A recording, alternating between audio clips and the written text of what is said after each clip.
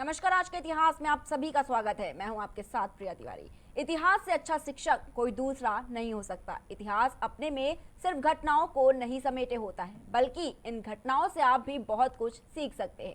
इसी कड़ी में जानेंगे आज 24 मार्च को देश दुनिया में क्या कुछ हुआ था, कौन सी बड़ी घटनाएं घटी थी जिसने इतिहास के पन्नों पर अपना प्रभाव छोड़ा। जानेंगे आज के दिन जन्मे खास व्यक्तियों के बारे में और बात करेंगे उनकी जो दुनिया से इस दिन विदा होकर चले गए। तो चलिए चलते हैं आज के इतिहास के इस सफर पर, जहां बात करेंगे इंग्लैंड की महारानी एलिजाबेथ प्रथम की, क्योंकि आज ही के दिन इनका निधन हुआ था। तो देखिए हमारी एक खास रिपोर्ट।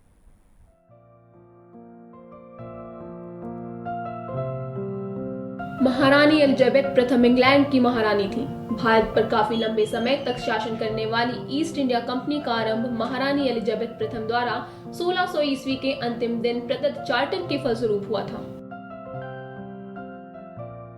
इस चार्टर में कंपनी को ईस्ट इंडीज में व्यापार करने का अधिकार दिया गया था। इंग्लैंड की महारानी एलिजाबेथ प्रथम के समय में 31 दिसंबर 1600 को भारत में ब्रिटिश ईस्ट इंडिया कंपनी की स्थापना हुई थी। इस कंपनी की स्थापना से पूर्व महारानी एलिजाबेथ ने पूर्व देशों से व्यापार करने के लिए चार्टर और एकाधिकार प्रदान किया। शुरुआत में यह अधिकार मात्र 15 वर्ष के लिए मिला था, किंतु कालांतर में इसे 20-20 वर्षों के लिए बढ़ाया जाने लगा।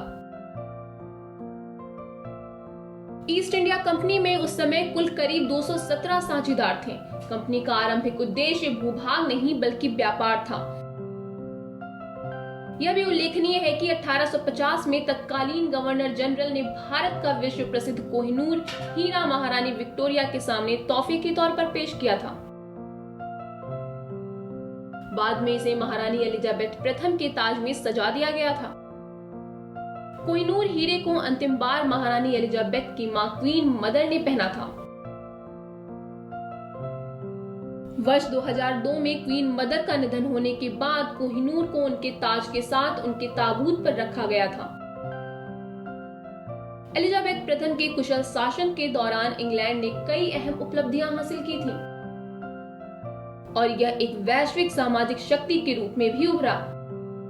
गौरतलब है कि एलिजाबेथ प्रथम एक अच्छी लेखिका भी थी। उन्होंने ओजपूर्ण भाषण भी लिखे हैं। उन्होंने 1558 में स्पेनी अभियान के समय अपने सैनिकों को तैयार करने के लिए भाषण भी दिया था।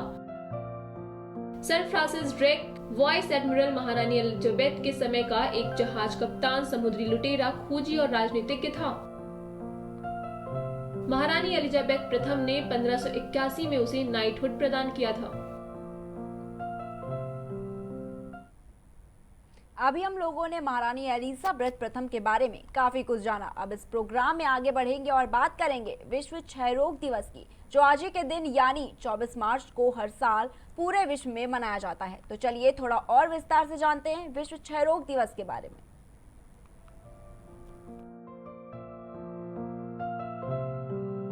विश्व क्षय रोग दिवस प्रत्येक वर्ष 24 मार्च को मनाया जाता है। टीबी का पूरा नाम है ट्यूबरकुलोसिस। यह एक छूत का रोग है और इसे प्रारंभिक अवस्था में ही ना रोका गया तो जानलेवा भी साबित हो सकता है। यह व्यक्ति को धीरे धीरे मारता है। टीबी रोग को अन्य कई नाम से भी जाना जाता है, जैसे तपेदिक, क्षय रोग और यक्ष्मा। विश्व क्षय रोग दिवस के माध्यम से टीबी जैसी बीमारी के विषय में और इससे बचने के उपायों के विषय में बात करने में मदद मिलती है।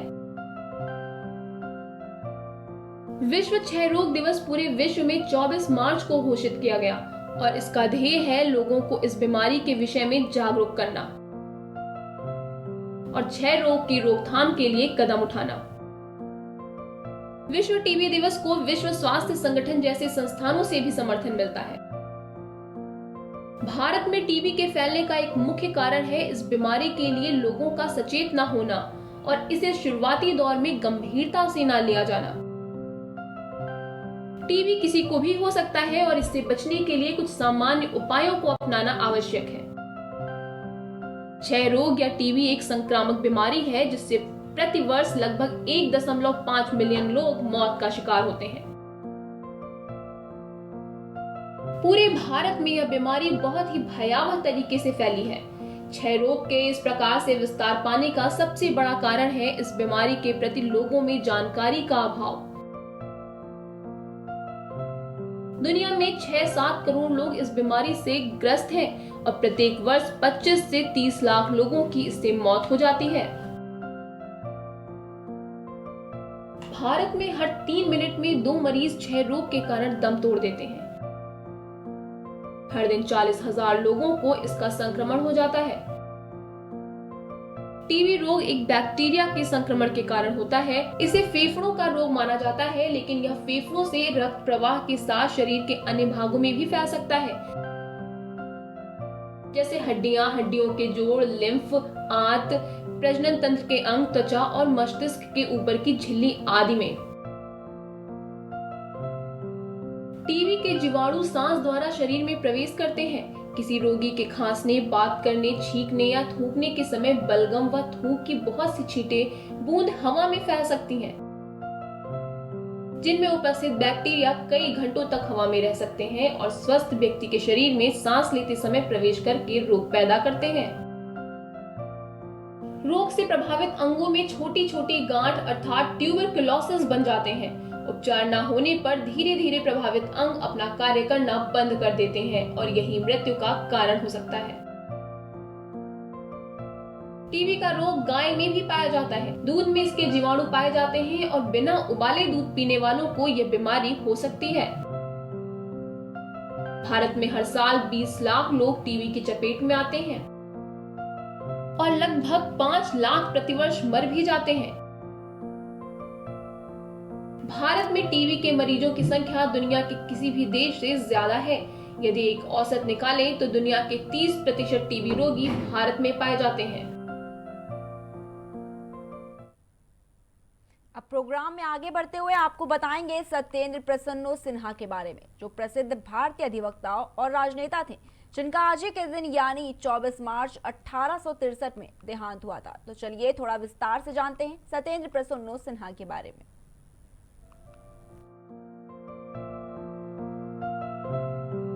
सत्येंद्र प्रसन्नो सिन्हा प्रसिद्ध भारतीय अधिवक्ता और राजनेता थे, जिनका कानूनी कार्यकाल बेहद सफल रहा था।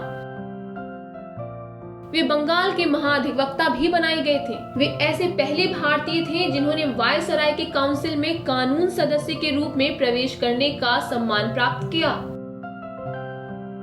सत्येंद्र प्रसन्नो सिन्हा को प्रथम महायुद्ध के बाद लॉर्ड की उपाधि भी प्रदान की गई थी। सत्येंद्र प्रसन्नो सिन्हा का जन्म 24 मई 1863 ईस्वी को ब्रिटिश कालीन बंगाल के बीरभूल जिले में हुआ था।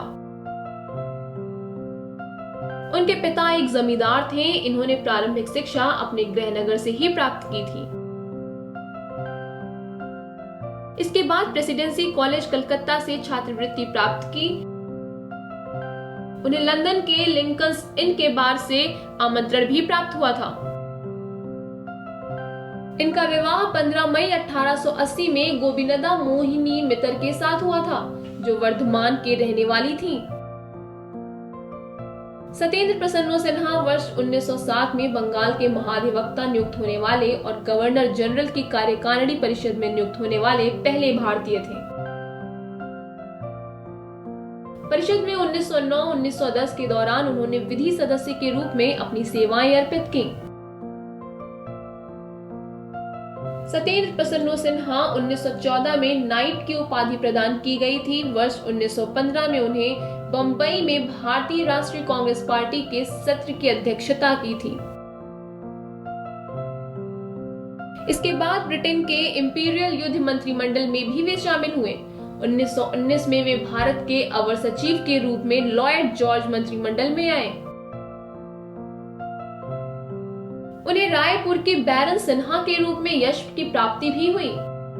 सत्येंद्र प्रसन्नो सिन्हा ने भारतीय संविधान में संशोधन के लिए मॉन्टग्यू चेम्सफोर्ड प्रस्तावों के आधार पर बने भारत सरकार अधिनियम 1919 को हाउस ऑफ लॉर्ड्स में पारित भी करवाया। वर्ष 1920 में उन्हें बिहार और उड़ीसा का गवर्नर नियुक्त किया गया था। ब्रिटिश शासन में इस पद पर आसीन होने वाले वे पहले भारतीय थे। खराब स्वास्थ्य के कारण उन्हें अगले वर्ष इस्तीफा भी देना पड़ा। वर्ष 1926 में उन्हें प्रीवी काउंसिल की न्यायिक समिति का सदस्य भी नियुक्त किया गया था। सत्येंद्र प्रसन्न सिन्हा का निधन 4 मार्च 1928 को बहरामपुर में हुआ था। सिन्हा जी ऐसे व्यक्ति थे जिन्हें भारतीय राष्ट्रवासियों के बीच बहुत सम्मान प्राप्त था और ब्रिटिश सरकार में भी उन्हें ऊंचे पदों पर नियुक्ति मिली। तो आज के इतिहास में बस इतना ही। ऐसे ही हर दिन के इतिहास के बारे में जानने के लिए देखते रहिए प्राइम टीवी।